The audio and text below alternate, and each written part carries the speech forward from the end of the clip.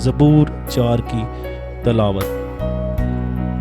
جب میں پکاروں تو مجھے جواب دے، اے میری صداقت کے خدا۔ تنگی میں تو نے مجھے کشادگی بخشی، مجھ پر رحم کر اور میری دعا سن لے۔ اے بنی آدم، کب تک میری عزت کے بدلے رسوائی ہوگی؟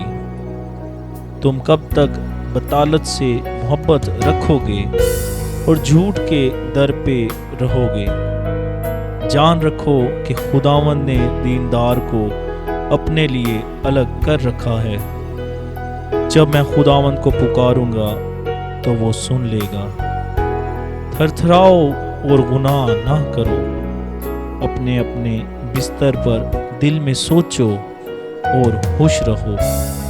صداقت کی قربانیاں گزرانو اور خداوند پر توکل کرو۔